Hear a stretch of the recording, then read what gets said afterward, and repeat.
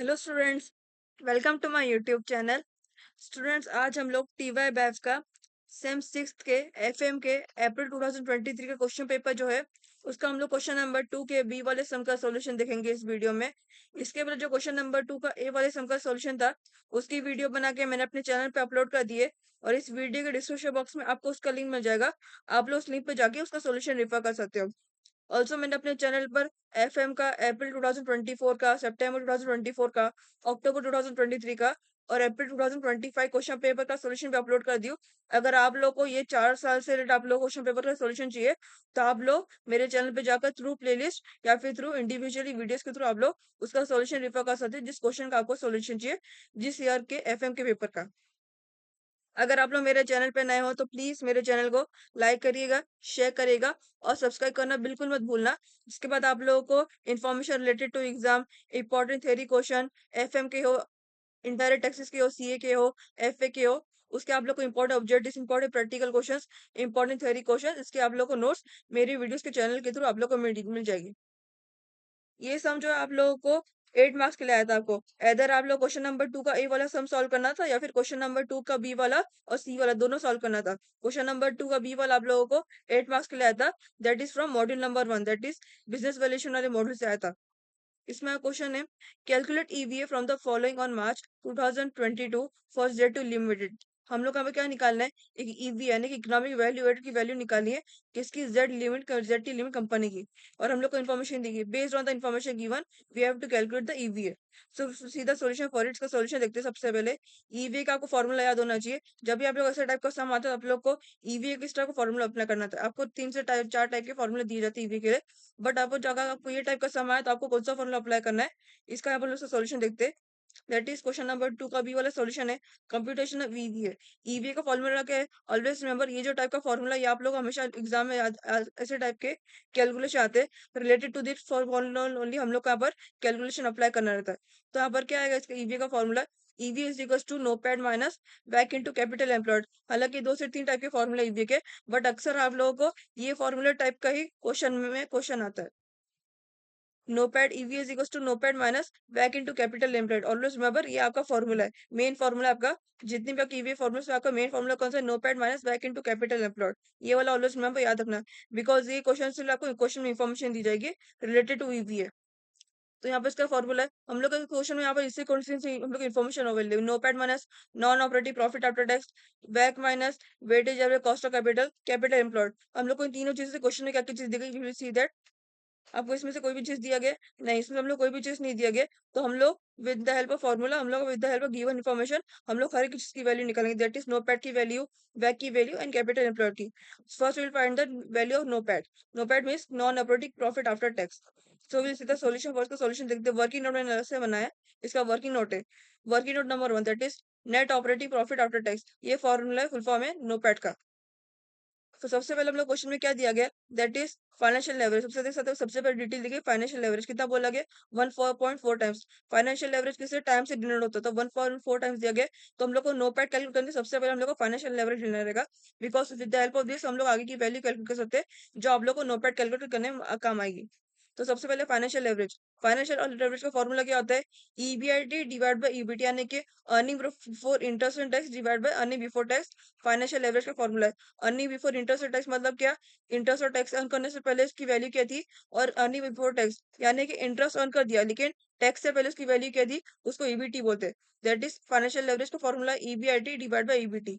और उसके बाद क्या, इंटरेस्ट और बोरिंग्स। इंटरेस्ट और बोरिंग कैसा, हम लोग क्वेश्चन में देख रहे हैं आप लोग को जो डिबेंचर्स दिया गया, ऑलमोस्ट आप लोग याद है ना, इससे ये जो सम आता है उसमें आपको डिबेंचर्स दिया जाता है। डिबेंचर्स आपको कितना दिया गया, 10% बोला गया। रेट ऑफ डिबेंचर कितना, 10% दिया गया। इसका कॉस्ट कितना, 800 lakhs। उस पर हम लोग इंटरेस्ट अमाउंट निकालना है, यानी कि रेट ऑफ डिबेंचर्स कितना है, 10% है, और उस पर कितना 800, उसका कॉस्ट है, 800 lakhs रुपीज का कॉस्ट है। So we have to interest amount, so we have to calculate interest amount on this debentures.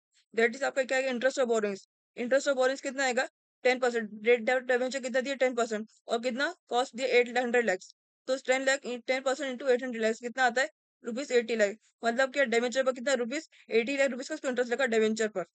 फिर आता है फाइनेंशियल लेवरेज। ये हम लोग ने फर्दर कैलकुलेशन के लिए अपन ने उसकी वैल्यू निकाले। अभी हम लोग जब हम लोग while solving the net operating profit after tax हम लोग उसको देखेंगे कि ये अमाउंट हम लोग को यहाँ पर किधर एंटर करना है नोपैड के लिए। अभी हम लोग पहले के लाते हैं फाइनेंशियल लेवरेज पर। फाइनेंशियल लेवरेज का फॉर्मूला क्या है? That is earning before interest and tax divide by EBT. ये फॉर्मूला है। तो अब इसको हम लोगों ने एग्जैजरेट किया, दैट इज इवेल्युएट किया। Earning before interest and tax divide by earning before interest and tax minus tax. Because क्या है? Earning before interest and tax divide by earning before tax है। तो मतलब क्या, पहले इसमें क्या है? Earning before interest and tax, यानी कि इंटरेस्ट और टैक्स दोनों करने से पहले इसकी वैल्यू क्या थी, और डिवाइड बाय ईबीटी यानी कि अर्निंग बिफोर टैक्स। मतलब पहले इसमें क्या बोला गया? Under earning before interest and tax. मतलब पहले इसमें जो है दोनों इंटरेस्ट और टैक्स से मिलाकर पहले इसकी वैल्यू कितनी थी, इंटरेस्ट और टैक्स से पहले दोनों की वैल्यू क्या थी, और डिवाइड बाय क्या? ईबीटी, यानी कि इंटरेस्ट के बाद जो है उसकी वैल्यू क्या थी, यानी कि ईबीटी मतलब क्या? Earning before tax. मतलब इंटरेस्ट हो चुका, अभी इसने इंटरेस्ट पे करती है, उसकी टैक्स की वैल्यू क्या है, हम लोग को उसके लिए ईबीटी लगता है। तो यहाँ पर इसको मैंने एग्जैजरेट किए। ईबीटी कैसे आगे वैल्यू आपको ईबीटी की मिलेगी? That is EBIT minus T I interest. मतलब क्या? अर्निंग बिफोर इंटरेस्ट और tax minus interest is equal to EBT, that is earning before tax की आपको वैल्यू मिल जाएगी। तो हमने इसको इवेल्युएट किया, that is earning before interest और टैक्स माइनस इंटरेस्ट। ये आपका फॉर्मूला है फॉर ईबीटी। तो हम लोग को यहाँ पर देखने फाइनेंशियल लेवरेज जो क्वेश्चन में दिया गया उसकी वैल्यू कितनी दी गई है? 1.4 टाइम्स। 1.4 टाइम्स आपको वैल्यू दी गई है उसकी। तो हम लोग will enter that is 1.4। Financial leverage का कितना? 1.4 यहाँ पर डाल दिया। 1.4 इज इक्वल टू क्या आएगा? ईबीआईटी। पहला वाला जो हम लोगों ने ईबीआईटी वही ले लिया है यहाँ पर, EBIT divide by EBIT minus 80। 80 क्यों लिए? बिकॉज हम लोग को यहाँ पर जो इंटरेस्ट और बोनस की वैल्यू मिली थी, उन्होंने फाइनेंशियल लेवरेज के लिए मैंने बताया था, इसके लिए हम लोग कैलकुलेट करना है इंटरेस्ट और बोनस कितना, 80 लाख रुपीज की वैल्यू मिली थी। तो will enter that only, that is EBIT divide by EBIT minus interest का अमाउंट कितना, 80 लाख रुपीज है। तो ईबीआईटी माइनस 80 यहाँ पर आ गया। फिर हमने उसे क्रॉस मल्टीप्लाई किया, बिकॉज इज इक्वल टू बहुत बात है और ये डिवाइड में है, तो यहाँ पर मल्टीप्लाई हो जाएगा, that is 1.4 into EBIT minus 80 हो जाएगा, is equal to EBIT as it is उधर रहेगा, इज इक्वल टू के बाद फिर यहाँ पर इसको multiply cross multiply, that is 1.4 into EBIT minus 1.4 into 80। तो आप लोग कितना, अभी हम लोग यहाँ पर 1.4 यहाँ पर लिख दिए, 1.4 यहाँ पर लिख दिए, फिर ब्रैकेट में डाले ईबीआईटी माइनस 112, यानी कि 1.4, इसको क्रॉस मल्टीप्लाई से मल्टीप्लाई किया 1.4 को 80 से, तो कितना मिला? 112, यानी कि 112 लाख आपको वैल्यू मिली फॉर इसकी। मल्टीप्लाई करेगी 1.4 इंटू 80 की वैल्यू कितनी मिली? 112 लाख आपको रुपीस आपको वैल्यू मिल गई, is equal to EBIT. EBIT आपका एज इट इज रहेगा। तो यहाँ पर हम लोग क्या करेंगे, अभी यहाँ पर देख सकते हो, इसमें आप लोग को जो है, इसमें आपको दो चीज कॉमन है। यहाँ पर ब्रैकेट में आपको ईबीआईटी दिया गया, और यहाँ पर भी क्या दिया गया? इज इक्वल टू के बाद ईबीआईटी। तो दोनों चीज कॉमन है। अभी हम लोग ने यहाँ पर अब तक इसको मल्टीप्लाई नहीं किया था, 1.4 इंटू ईबीआईटी नहीं किया था, हम लोग ने ओनली 1.4 इंटू 80 किया था। So will multiply that only now, that is इसको यहाँ पर मल्टीप्लाई करेंगे also, that is 1.4 into EBIT is क्या होता है? 1.4 ईबीआईटी हो जाएगा माइनस ईबीआईटी, ये जहाँ पर इज इक्वल टू की बात था, और उसके बाद दोनों का कॉमन क्या है? ईबीआईटी दोनों का कॉमन है। 1.4 ईबीआईटी इसका भी कॉमन है, और इज इक्वल टू के बाद ईबीआईटी ये भी ओनली यहाँ पर कॉमन है। तो यहाँ पर इसको ये प्लस था, यहाँ पर इज इक्वल टू पहले जाके माइनस हो जाएगा, तो क्या होगा? 1.4 EBIT minus EBIT is equal to क्या, आपको ओनली वैल्यू क्या बची? 112। इसके पहले माइनस साइन थी, लेकिन इज इक्वल टू के बाद जाता है, इज इक्वल टू के बाद ऐड हो जाएगा, यानी कि 112 हो जाएगा। पहले नेगेटिव था, इज इक्वल टू के बाद पॉजिटिव हो गया, और अभी हम उसको माइनस कर रहे हैं, बिकॉज 1.4 ईबीआईटी माइनस ईबीआईटी है, तो मतलब इसका कुछ नहीं है, तो 1 होगा। तो 1.4 ईबीआईटी माइनस 1 ईबीआईटी कितना मिलेगा? 0.4 ईबीआईटी की वैल्यू आपको मिल गई, इज इक्वल टू 112। और फिर हम लोगों ने यहाँ पे ईबीआईटी, ये दोनों नंबर है, और इसमें अलग क्या फर्क है? ईबीआईटी यहाँ पर डिफरेंट है, तो यहाँ पर हमने इसको अलग से लिख दी EBIT. EBIT is equal to क्या, यहाँ पर ये इसी पहले आ रहा है, इज इक्वल टू यहाँ पर डिवाइड हो जाएगा, that is 112 divide by 0.4। 112 divide by 0.4 कितना मिलेगा आपको? रुपीज 280 लैक्स। आपको सारे के सारे अमाउंट जो देख सकते हो, आपको क्वेश्चन में जो लैक्स में दिए गए, तो हम लोग को ईबीआईटी का अमाउंट भी लैक्स में मिलेगा, दैट इज रुपीज 280 लाख आपको मिल गया। 112 divide by 0.4 is equal to rupees 280। तो आपको कितना ईबीआईटी वैल्यू? रुपीज 280 लैक्स आपको ईबीआईटी वैल्यू मिल गई। नेक्स्ट अभी हम लोगों ने ईबीआईटी निकाल दिया, और हम लोग को यहाँ पर ईबीटी निकालना है। ईबीटी ये निकालना ऐसे जरूरी है, बिकॉज जो है आपको नोटपैड निकालने में उसका काम आएगा। और ये देख सकते हैं, आपको हम लोगों ने ईबीटी का फॉर्मूला क्या था, यहाँ पर हमने इवेल्युएट किया था फाइनेंशियल एवरेज के टाइम पर, that is EBIT minus interest. तो हम लोग वही फॉर्मूला यहाँ पर अप्लाई करेंगे for calculating EBIT, EBT sorry. तो ईबीटी इक्वल टू क्या होता है? EBIT minus interest. और ईबीआईटी की वैल्यू कितनी है? रुपीज 280 लाख हम लोग को मिली थी, और इंटरेस्ट की जो हमने पहले सेकंड में कैलकुलेट की थी कितनी हुई थी? 80 lakh. So will enter that only, that is EBIT is equal to 280 lakh, interest is equal to 80 lakh, that is rupees 280 lakh minus rupees 80 lakh, कितना? 200 लाख आपको ईबीटी वैल्यू, यानी कि अर्निंग बिफोर टैक्स की वाली वैल्यू कितनी मिली? रुपीज 200 लाख उसको वैल्यू मिल गई फॉर ईबीटी। फिर आता है net operating profit after tax. Net operating profit after tax, इसकी वैल्यू क्या होती है? इसकी फॉर्मूला रहता है, नो बैट पर्टिकुलर फॉर्मूला रहता है, that is EBIT into 1 minus T. EBIT 1 minus T, because यहाँ पर क्या बोला गया? Net operating profit after tax बोला गया है। तो प्रॉफिट आफ्टर टैक्स कैसे आएगा? पहले जब प्रॉफिट बिफोर टैक्स आएगा या टैक्स प्रॉफिट बिफोर टैक्स आएगा, फिर टैक्स उससे माइनस होगा, इससे आपको प्रॉफिट आफ्टर टैक्स मिलता है। अभी हम लोग को यूजुअली जब सम करते हैं हम लोग इसी टाइप का प्रॉफिट आफ्टर टैक्स, तो हम लोग क्या होता है, पहले प्रॉफिट बिफोर टैक्स लिखते हैं, फिर टैक्स को उससे माइनस करते हैं, फिर हम लोग को प्रॉफिट आफ्टर टैक्स मिलता है। तो अब सेम उन्होंने यहाँ पर उसके अकॉर्डिंग ऐसा फॉर्मूला अप्लाई किया है, दैट इज ये उसका फॉर्मूला है। जब भी आप लोग को इनकेस क्वेश्चन में आपको टैक्स दिया जाएगा और आप लोग को उसके अकॉर्डिंग नोटपैड निकालना है, आपको इस मेथड से निकालना रहेगा, ईबीआईटी और ईबीटी के अकॉर्डिंग। तो क्या आएगा उसका formula, that is net operating profit after tax equals to EBIT into one minus T, यानी tax rate, one minus tax rate. तो यहाँ पर ईबीआईटी की वैल्यू आपको कितनी मिली, पहले कितनी मिली थी, ₹280 लाख आपको ईबीआईटी की वैल्यू मिल गई थी। इंटू वन करेंगे, वन वन वन मतलब वन वन वन क्यों करेंगे, बिकॉज जो है टैक्स कितना हम लोग क्वेश्चन में जितना टैक्स दिया है वो पूरा 100 से माइनस हो जाएगा। तो अब हम लोग डायरेक्टली यहाँ पर वन अप्लाई करेंगे, that is one minus tax rate. Tax rate आपको क्वेश्चन में कितना दिया गया है, 30% दिया है, we will enter that only, that is one minus 30% as a tax rate. तो कितना आएगा, 280 लाख आपको ईबीआईटी की वैल्यू मिली थी, और one minus 30, tax rate percent कितना था, 30% था टैक्स रेट।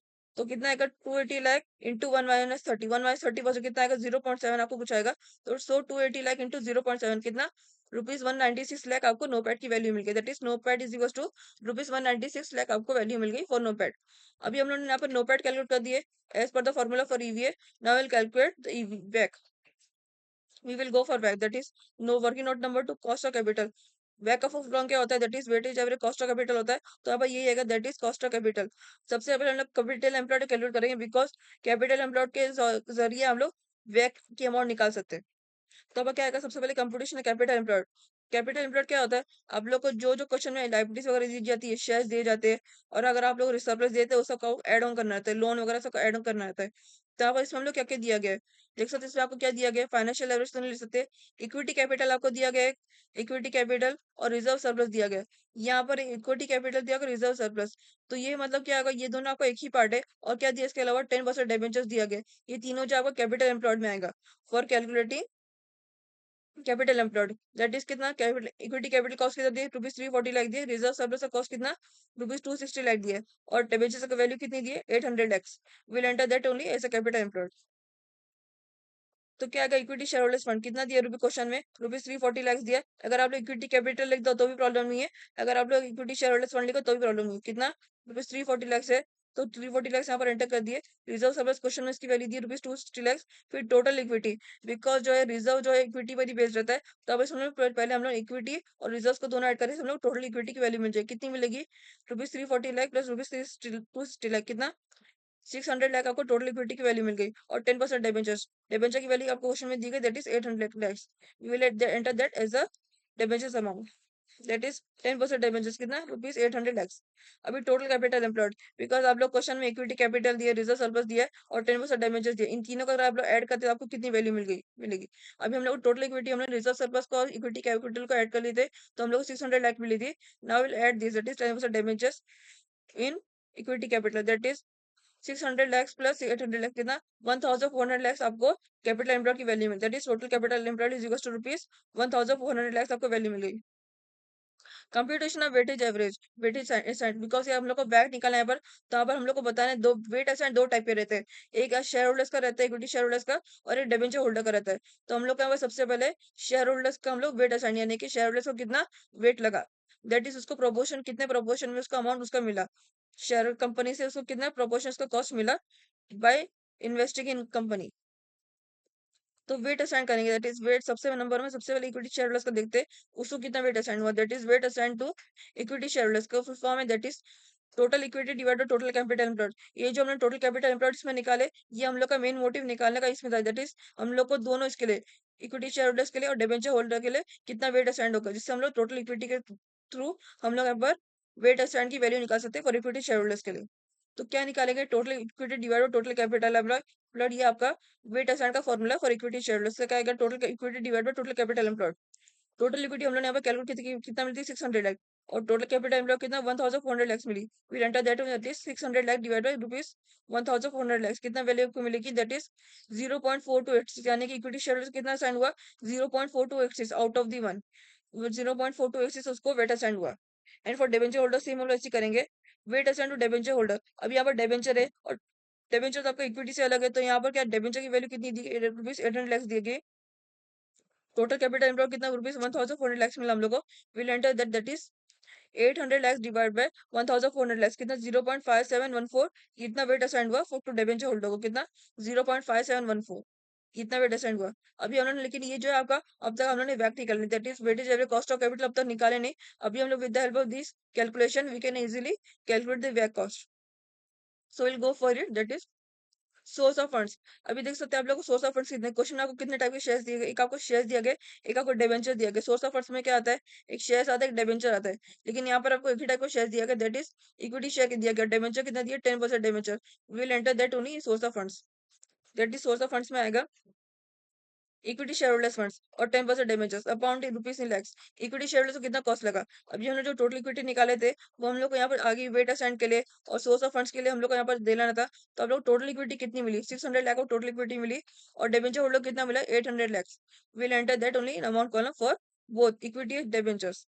तो क्या आएगा 600 lakh for equity capital and 800 lakhs for rupees sorry 10% debentures. फिर आता है वेट। वेट असाइन हम लोग यहाँ पर वेट जो वेट असाइन निकाले थे दोनों के लिए इक्विटी शेयर होल्डर्स के लिए डिबेंचर होल्डर के लिए will enter that only weight assign. तो कितना आएगा that is 0.4286 for equity share holders and 0.5714 for debenture holders. हमने यहाँ पर डाल दिया इट इज 0.4286 और यहाँ पर डाल दिए 0.5714 वो for both equity and debenture holder respectively. अभी आप दोनों को टोटल करोगे तो आप लोग कितना वन मिलेगा। ये आपका प्रोपोर्शन है, इससे आपको कुछ मतलब नहीं है। अगर यहाँ पर आप लोग को इन दोनों को ऐड करके आपको वन अमाउंट वैल्यू मिल रही है तो मतलब आपने दोनों को सही वेट असाइन किया। जो हमने पहले कैलकुलेशन की थी इसमें ये कैलकुलेशन आपका सही हुआ है दोनों के लिए, इक्विटी शेयर होल्डर्स के लिए डिबेंचर होल्डर के लिए। अगर आप लोग को एंड में इसमें टोटल में वन मिलता है। फिर after tax cost, after tax cost आपको कैसे मिलेगा। आप लोग को इसमें अक्सर या ऑलवेज रिमेंबर आपको जो इन दोनों के जो सोर्स ऑफ फंड्स है इसमें आपको किसी एक टाइप के लिए आपको क्वेश्चन में दिया जाएगा आफ्टर टैक्स कॉस्ट आपको डायरेक्टली क्वेश्चन में मेंशन किया होगा। तो हम लोग देखते हैं हम लोग क्वेश्चन में किस टाइप किसके लिए आपको कॉस्ट मेंशन किया है। यस, देख सकते हैं आपको सेकंड लास्ट में क्या बोला कि cost of equity, cost of equity आपको कितना दिया दैट इज 70.5% आपको दिया गया। तो ये आपका आफ्टर टैक्स कॉस्ट में जाएगा as a cost of fund sorry cost of equity that is 70.5% for equity share holders. तो कितना जाएगा 17.5% यहाँ पर गया आफ्टर टैक्स कॉस्ट में फॉर इक्विटी शेयर होल्डर्स के लिए दैट इज 17.5% यहाँ पर गया। फिर डिबेंचर होल्डर 10% डिबेंचर्स, ये 10% हम लोग डिबेंचर कहाँ से निकालेंगे। अभी यहाँ पर देख सकते हैं हम लोग थोड़ा टाइम पहले हम लोग ने यहाँ पर एक निकाले थे दैट इज यहाँ पर हम लोग देख सकते हैं net operating profit after tax. अभी हम लोग को जो है क्या बोला गया आफ्टर टैक्स कॉस्ट बोला गया आफ्टर टैक्स तो बिफोर टैक्स भी करना रहेगा। और हम लोग क्वेश्चन जो टैक्स रेट दिया गया है, वो डिबेंचर होल्डर पर तो वो तो टैक्स यहाँ पर होगा ही अप्लाई उस पर कितना उसका कॉस्ट कितना 800 लैक्स दिया गया था। ये हम लोग को इग्नोर करना है, हम लोग को 10% डिबेंचर नहीं लेना है। तो यहाँ पर हम लोग कितना आएगा दैट इज कितना जाएगा। अभी हम लोग को टैक्स का फॉर्मूला क्या होता है जब भी आप लोग को आफ्टर टैक्स कॉस्ट निकालना है तो हम लोग को बिफोर टैक्स में निकालना रहेगा फिर टैक्स को माइनस करना रहेगा। तो बिफोर टैक्स इसकी वैल्यू क्या रहेगी वन रहेगी उसकी वैल्यू। और टैक्स कितना 30% दिया तो वन माइनस 30% करते तो आप लोग कितना 0.7 आपका समथिंग मिलेगा। और आपको कितना दिया rate of debentures that is 10% दिया तो 0.7 इंटू 10 करेंगे तो आप लोग कितना वैल्यू मिलेगी 7। वो आपकी डिवेंचर की आफ्टर टैक्स कॉस्ट की value that is 7। That is हम लोग ने क्या किया 1 - 30% बिकॉज ये क्या पर बोला गया आफ्टर टैक्स कॉस्ट निकालना है और डिबेंचर होल्डर पर तो आपको टैक्स लगेगा ही इस पर। तो यहाँ पर कितना आफ्टर टैक्स कॉस्ट के लिए बिफोर टैक्स भी होना चाहिए तो बिफोर टैक्स क्या है वन है। एसजी मीन्स वन वन और क्या होता है जब भी आप लोग आफ्टर टैक्स निकालें तो हम लोग वन माइनस टैक्स रेट करते हैं। तो हमें क्वेश्चन टैक्स रेट कितना दिया 30% तो वन माइनस 30% कितना होगा 0.7 और रेट कितना डिबेंचर का 10%। तो 0.7 इंटू 10 करते तो आप लोग कितना 7 वैल्यू मिली यानी कि आफ्टर टैक्स कॉस्ट कितना हुआ 7 हुआ डिबेंचर होल्डर के लिए 7% हुआ। फिर वैक, वैक अभी हमने यहाँ पर आफ्टर टैक्स कॉस्ट निकाल दिया। नाउ विल गो फॉर वैक दैट इज आपका लास्ट वन ये आपका निकालना है मेन वैक। वेटेज और कॉस्ट ऑफ कैपिटल इसका फॉर्मूला दैट इज क्या निकालेंगे weight into after tax cost ये हम लोग को निकालेंगे for both equity and debentures. तो यहाँ पर हम लोग कितना मिला वेट 0.4286 हम लोग को इक्विटी के लिए मिला और उसका 70.5% उसका आफ्टर टैक्स कॉस्ट मिला। We will multiply both that is 0.4286 into 17.5 कितना मिलेगा 7.5% उसको वैक मिला फॉर इक्विटी शेयर होल्डर्स के लिए। And for also debenture holder हम ऐसे करेंगे that is 0.5714 into after tax का कितना 7% तो 0.5714 इंटू 7 कितना 4 आपको वैल्यू मिली अब 4% उसको डिबेंचर के लिए वैक मिल गया। अभी हम दोनों को टोटल करेंगे बिकॉज आपका दोनों टाइप के सोर्स ऑफ फंड्स है तो हम लोग को इन दोनों को इंडिविजुअल तो जरूरत ही सेपरेटली इन दोनों को टोटल करेंगे हम लोग को एक ही वैल्यू मिली दैट इज 7.5 प्लस 4 ऐड करते आप लोग कितनी वैल्यू मिलेगी 11.5 यानी कि टोटल वैक कितना मिला वैक इज इक्वल टू 11.5%। वैक हमेशा परसेंट डिनोट तो आप लोग कितना मिला 7 वैक is equal to 11.5% for both adding that is equity and debentures. 11.5% वैक। अभी हम लोग का यहाँ पर क्या था, हम लोग का ईवी के लिए क्या क्या निकालना था, नोपैड हम लोग ने फर्स्ट स्टेप में नोपैड निकाल दिए, माइनस वैक, वैक भी निकाल दिए, कैपिटल एम्प्लॉय हमने सबसे पहले स्टेप में निकाल दिए फॉर कैलकुलेटिंग वैक, सबसे पहले स्टेप में कैपिटल एम्प्लॉय निकाल देते। Now will enter the respective one for three, all three. तो नोपैड हम लोग कितना मिला, नोपैड यहाँ पर working note number 1 that is 196 lakh rupees आपको नोपैड मिला। और बैक आपको कितना मिला, माइनस बैक दैट इज 11.5% आपको बैक मिला। और कैपिटल एम्प्लॉयड कितना मिला, सबसे सेकंड पार्ट में नंबर 1 था that is total capital employed equals to rupees 1400 lakhs। You will enter all the respective amount that is rupees 196 lakh for NOPAT, minus बैक कितना 11.5% था, बैक हमेशा परसेंट डिनोट होता है, इंटू कैपिटल एम्प्लॉयड कितना 1400 lakhs मिला था हम लोग को बैक के टाइम पे, सबसे पहले कैलकुलेशन किया था इसका। तो कितना यहाँ पर मल्टीप्लाई करेंगे, सबसे पहले यहाँ पर ब्रैकेट में आता है as per the formula for EVA, ये ब्रैकेट में आता है, तो सबसे पहले इनको मल्टीप्लाई करेंगे दैट इज 11.5% इंटू 1400 lakhs, कितना आपको वैल्यू मिलेगी, रुपीज 161 लाख आपको वैल्यू मिली। आपको 161 लाख आपको वैल्यू मिली इन दोनों को मल्टीप्लाई करने पर। फिर आपका नोपैड की वैल्यू कितनी 196 लाख से, तो rupees 196 lakh minus rupees 161 lakh, तो कितना आपको मिलेगा रुपीज 35 लाख। यानी आपको ईवी की वैल्यू कितनी मिली, रुपीज 35 लाख, यानी कि चुनाव की वैल्यू एडेड कितनी है, जेड टी लिमिटेड की रुपीज 35 लाख उसकी ईवी की वैल्यू है। बस ये सब इतना ही था, इतना ही कैलकुलेशन में इन्वॉल्व था ईवीए के लिए। इतना खाली ईवीए का इतना ये फॉर्मूला के अकॉर्डिंग हम लोग के पास सारे के सारे जो हम लोग को इन्फॉर्मेशन दी गई थी उसके थ्रू हम लोग को सारे के सारे ऑल द थ्री हम लोग यहाँ पर इतना डिटेल में कैलकुलेशन करने की जरूरत थी, इसलिए याद रखना आप लोग को थोड़ा डिटेल कैलकुलेशन करना है। इसमें आपको याद रखना है सबसे पहले आपको नोपैड निकालना था। नोपैड क्या आपके फाइनेंशियल लेवरेज होना चाहिए, फाइनेंशियल लेवरेज आपका क्वेश्चन में है तो आप लोग इजीली उसके थ्रू हम लोग ईबीआईटी में निकाल सकते हैं। और ईबीटी, ईबीटी के लिए आपको पहले उसको इवेल्युएट करना है फॉर्मूले के अकॉर्डिंग। फिर अभी हम लोग जो ईबीआईटी की वैल्यू मिलेगी उसको हम लोग, सॉरी ईबी की टिकट जो हम लोग इवेल्युएट करेंगे उसको हम लोग कॉमन लेकर हम लोग को उसको ईबीआईटी की वैल्यू निकाल सकते हैं। फिर ईबीटी की वैल्यू निकालना है, फिर आप लोग उसके थ्रू नोपैड की वैल्यू आसानी से कैलकुलेट कर सकते हो with the help of formula for NOPAT. And second part भी हम लोग को सबसे पहले कैपिटल एम्प्लॉयड निकालना है फॉर कैलकुलेटिंग वैक।